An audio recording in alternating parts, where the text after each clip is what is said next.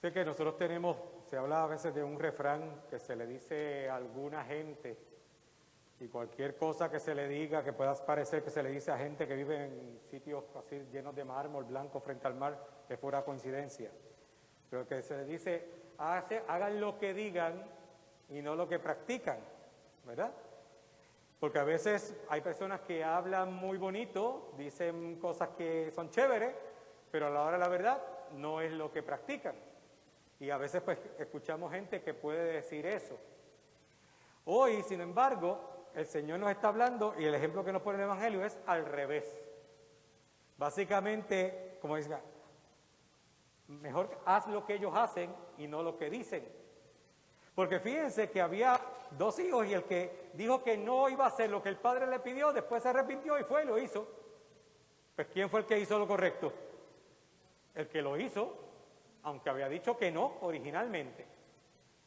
Nosotros tenemos que ver que en ocasiones podemos nosotros a veces ponerle la retranca a lo que Dios quiere hacer con nosotros. Dios quiere mover nuestra vida, Dios quiere darnos mejores situaciones, y a veces nosotros somos los que ponemos la retranca de primera intención. Y no lo digo por ninguno de ustedes, lo digo empezando por mí.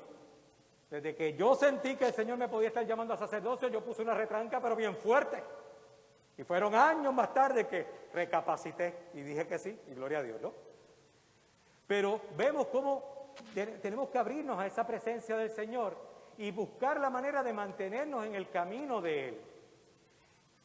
Cuando nosotros estamos viviendo nuestra vida, y esa vida de fe, tenemos que evitar vivirla a base de legalismos.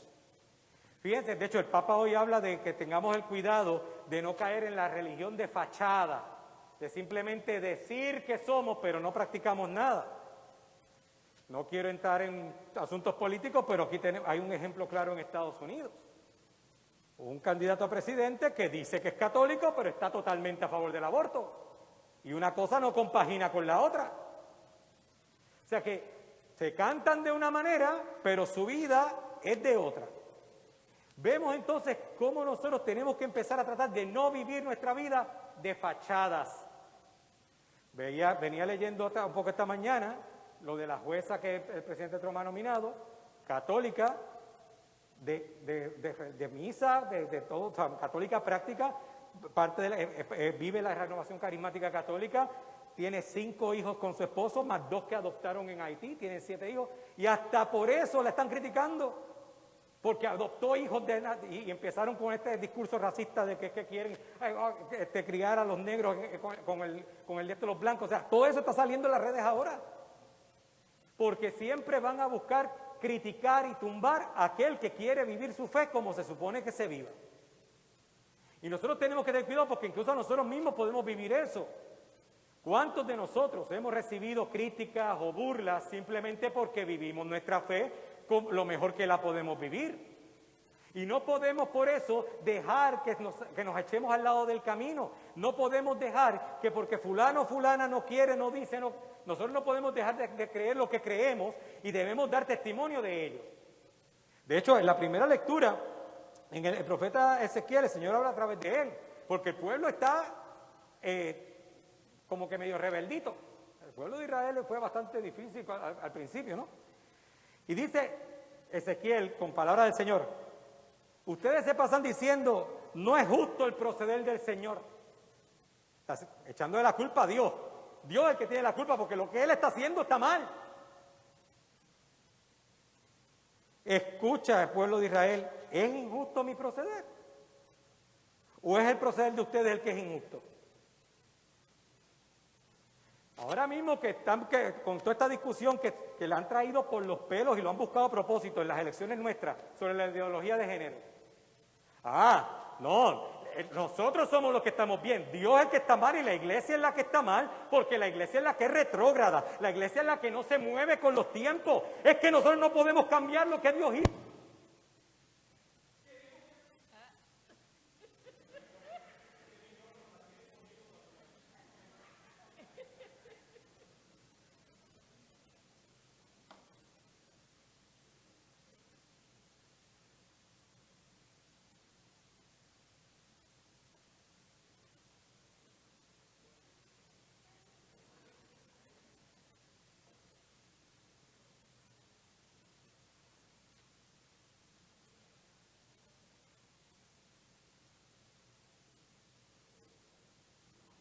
micrófono. Ahora, perdonen, pero es que cuando me emociono este micrófono me se las pone. Ustedes ven que hasta el micrófono, el duende del sonido de esta parroquia quiere que uno se calle y que no hable lo que tiene que hablar.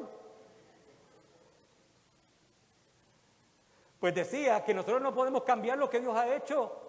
Entonces quieren que por otro lado, los que quieren equidad, los que quieren que todo sea, que se acepte a todo el mundo. Miren, eso lo predicamos todos, no todos tenemos que tener respeto por el ser humano independientemente. Hay que respetarlo como ser humano.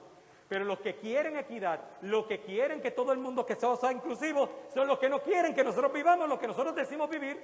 Eso no tiene ningún sentido, porque todo está bien mientras tú aceptes lo que yo digo. En el momento en que te vas en contra de lo que yo digo, no, tú eres el malo, tú eres el retrógrada, tú eres esto, tú eres lo otro. Entonces, ¿dónde está lo que predicas? ¿Dónde está la equidad que quieres que se viva? Por eso es que tenemos que tener mucho cuidado. No podemos vivir nuestra vida simplemente siendo legalistas, donde, yo cumplo los mandamientos, yo hago esto, o sea, como que ya tengo el set de reglas, y una vez que vivo esas reglas, entonces ya estoy bien. No es solamente cumplir las reglas, es vivir y profesar y dar testimonio de eso que vivimos. Los mandamientos no están simplemente para que sigamos las normas y ya. ¿De qué vale que yo siga los mandamientos si al final y al cabo no veo y no lo practico con el otro, con la otra? Tenemos que tener mucho cuidado con eso. Pero tenemos la bendición de que el Señor siempre es misericordioso. Y mira cómo dice el propio profeta Ezequiel, Dios a través del profeta Ezequiel. Cuando el justo se aparta de su justicia, comete la maldad y muere. Pero muere por esa maldad que cometió. El justo se aparta, hace lo que no tiene que hacer. Cuando habla de la muerte, habla también de salir del pecado, o sea, en el pecado, perder la vida eterna. Pero ¿cómo dice que cuando el malvado se convierte de la maldad que hizo y practica el derecho y la justicia, él mismo salva su vida? Si recapacita y se convierte de los delitos cometidos, ciertamente vivirá y no morirá. Y ese es el llamado que tenemos nosotros, a vivir y a darnos cuenta que cuando metemos la pata tenemos que reconocer nuestro error, pedirle perdón al Señor, ir a la confesión, hacer un buen acto de contrición, tratar de no volverlo a hacer, vivir esa misericordia y seguir adelante. Y que al final y al cabo hagamos lo que Él nos pide, aunque de primera instancia muchas veces la boca no diga lo que realmente debe ser.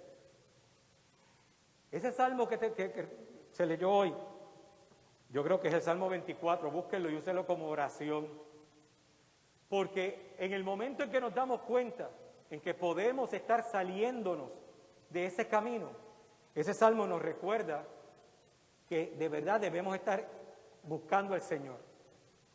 Señor, enséñame tus caminos, instrúyeme en tus sendas, haz que camine con lealtad, enséñame, porque tú eres mi Dios y Salvador y todo el día te estoy esperando. Si vemos que nos estamos saliendo del camino, ahí tenemos una oración para pedirle al Señor, vuelve otra vez a traerme a donde tú estás, quiero estar contigo, quiero hacer lo que tú quieres que yo haga. Recuerda, Señor, que tu ternura y tu misericordia son eternas. No te acuerdes de los pecados ni las maldades de mi juventud. Bueno, aquí hay unos cuantos que son jovencitos, pero que tienen un poco más de carne. ¿Cuántas veces quizás pueden decir, Señor, no te acuerdes de las pocas vergüenzas que yo hice cuando pequeño? Cuando era joven hice brinqué y saltea, no te acuerdes de eso, se le está pidiendo, ¿no? Acuérdate de mí con misericordia por tu bondad, Señor. Es reconocer esa sencillez, esa humildad en la que nos tenemos que presentar delante del Señor. Ser humilde para reconocer cuando metemos la pata, cuando hacemos las cosas que no tenemos que hacer. Y reconocerla y decirle al Señor, mira Señor, hice esto, aquí estoy, vas a la confesión si tienes que hacerlo, pero reconocer que esa misericordia de Él está ahí para llevarnos por el camino. ¿Por qué? Porque el Señor es bueno y recto y enseña el camino a los pecadores, hace caminar a los humildes con rectitud y enseña su camino a los humildes. Y esa humildad y esa sencillez, como se las he dicho cantidad de veces, recuerden que humildad no es ser bobo con P mayúscula, ni tampoco es hablar de pobreza material. Humildad es reconocer la necesidad que tenemos de Dios. Humildad es reconocer que somos tierra y que a la tierra regresaremos. Humildad es reconocer que el mismo Dios Eso lo leíamos también ahí en el Evangelio. El mismo Dios se hizo hombre, se hizo uno como nosotros para morir en una cruz y entregarse por completo, dar su vida por nosotros. Ver en ese gesto de humildad la entrega total y que delante del Señor seamos capaces de vivir esa vida totalmente entregada por completo a lo que el Señor busca de nosotros. Pedirle al Señor que enderece nuestros caminos, que vivamos nuestra vida, como dice el Papa, no como una religión de fachada, sino una religión de verdad donde se testifique esa presencia de Él en nuestra vida, que nuestras acciones y nuestras palabras vayan acorde, pero si en algún momento están desasociadas las palabras con las acciones, que las acciones sean las que Dios quiera, aunque las palabras no lo sean, como pasó en estos dos hermanos. No le pongamos retrancas a la obra de Dios en nuestra vida. Vamos a permitir que Él nos encamine nuevamente. Y tienen como asignación eso. Busquen ese Salmo 24. Ese Salmo 24, háganlo parte de su oración. Posiblemente, si acaso hoy, durante el día, en la noche, busquen el Salmo 24 y léanlo. Y medítenlo. Para que así puedan vivir esa misericordia del Señor.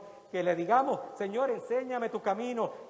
Llévame en tu senda, ayúdame en este proceso, que tu ternura yo la pueda sentir, que yo pueda sentir tu misericordia. Y seamos capaces de dar testimonio y de levantar nuestras voces, aun cuando otros u otras quieran apagar la voz del Señor que pueda llegar a través de ti.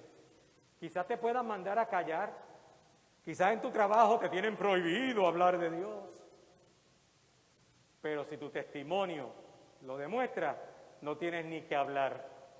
Con tu modo de vida ya estarías llevando ese mensaje de esperanza, ese mensaje de la ternura de Dios a través de tu propia persona.